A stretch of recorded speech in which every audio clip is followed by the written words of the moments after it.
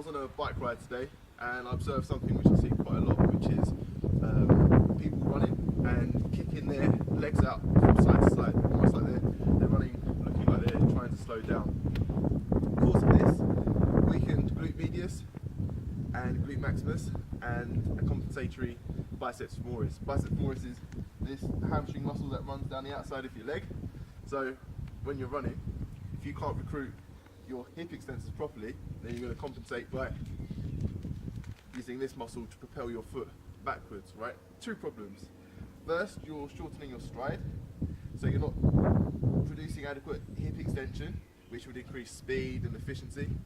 And secondly, you're predisposing yourself to hamstrings and calf tendonitis. Okay, so the way we fix this, first of all, a lot of practitioners, myself included, have noticed that by treating a compensatory muscle, you can actually drive the body to move correctly. So i.e. by releasing biceps femoris with soft tissue or stretching a foam roller, for example, then we can produce adequate hip extension.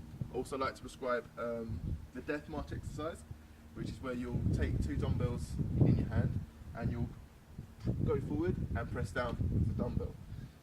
So you're elongating and stretching biceps femoris by doing so.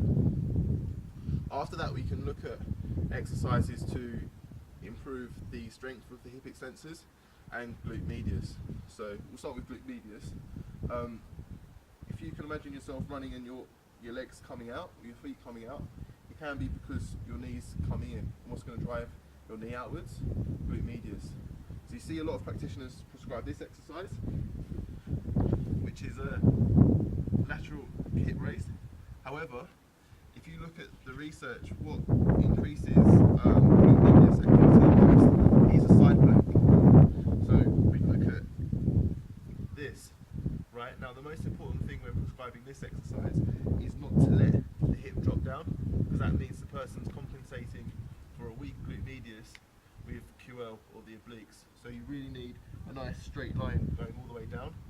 To help improve glute medius activation, you can ask the patient to drive their foot into the ground and they'll feel it activate. So for increased glute maximus activation, primarily we're looking at squats. The reason why, squats don't increase glute maximus activation the most, or glute maximus strength the most, but it's a really good compound exercise for lower extremity extension.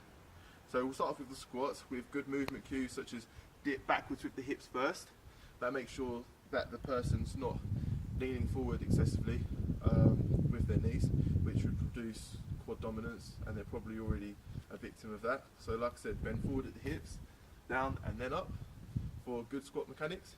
But then 2 exercises for optimal glute max recruitment. We're looking at hip thrusts, which are these, making sure the person tries to drive their hips past their knees. And the second is posterior hip extension or posterior hip raises, preferably on a leg press machine.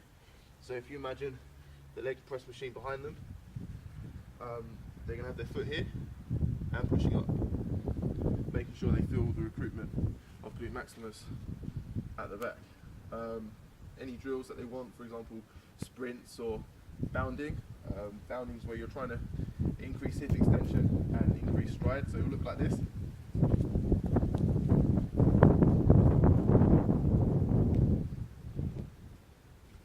These are all really good exercises to improve hip extension. So I hope you enjoyed our video today on how to reduce the excessive internal rotation and flaring of the feet during running. This is Elliot, osteopath and personal trainer at the Revitalised Health and Fitness Clinic.